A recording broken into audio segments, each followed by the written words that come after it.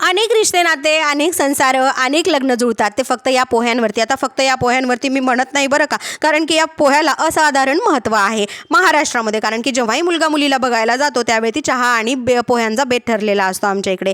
आता इथं बघू शकता तुम्ही, भरपूर सारे असे मी पोहे घेतलेले आहेत. ते छान धुवून घेत होते. पहिल्यांदा मला पण हे पोहे भिजवायला जमत नव्हते. मी जेव्हाही भिजवायचे तेव्हा ते माझ्या हाताने असे चिखल होऊन जायचे. पण पिलूचे पप्पा माझ्या आयुष्यात आले आणि त्यांनी सांगितलं की पोहे कसे भिजवायचे. आता तुमच्यासाठी हे फार जुनं असेल, पण मला खरं सांगते लिटरली की मला पोहे अजिबात भिजवता येत नव्हते. मग त्यांनी सांगितलं की पोहे असे 2-3 पाण्याने स्वच्छ धुवायचे असतात आणि जर आपल्याला ते व्यवस्थित त्यातलं पाणी काढता येत नसेल तर ते असं मस्तपैकी फक्त असे धुवून घेतलेले पोहे जे आहेत ते असे चाळणीत ओतून घ्यायचे. म्हणजे जे काही पोहे आहेत ना ते छान असे सुट्टे सुट्टे किंवा मोकळे मोकळे आपल्याला भेटतात. हाय हॅलो नमस्कार, मी सुजाता मगरे स्वागत करते तुमचं यूट्यूबच्या एका मिनी ब्लॉगमध्ये. तर तुम्ही इथे बघू शकता मोठी कढई मी इथे ठेवलेली आहे. त्यामध्ये ना भरपूर सारं तेल टाकलेलं आहे. त्यानंतर मोहरी टाकलेली आहे. तर तेल गरमच झालं नव्हतं त्यामुळे मोहरी काही पटकन तडतडली नाही. पण मी काही अजिबात घाई करणाऱ्यापैकी नाही. बरेच जण असे करतात की मोहरी तडतडली नाही तरी पण मग ते कांदा टाकण्याची घाई करतात किंवा मग जिरं टाकण्याची घाई करतात. पण मला अशी घाई केलेली आवडत नाही.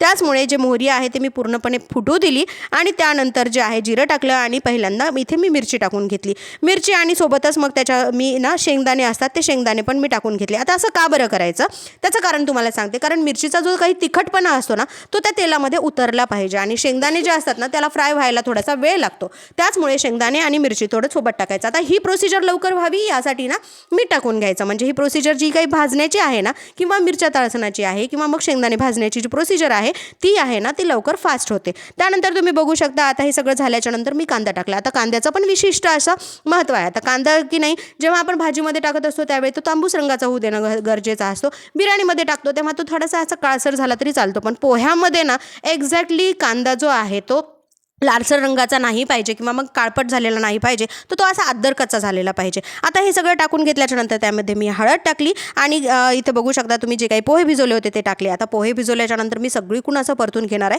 त्यासाठी मी हे पसरट भांडं यासाठी इथे ठेवून घेतलेलं होतं. त्यानंतर म्हणजे तुम्ही बघू शकता किती इझिली मी यामध्ये जे पोहे आहेत ते चांगले फिरवून घेत आहे. आता सगळीकडून हळद वगैरे मीठ मिरची तर लागून झालेली आहे.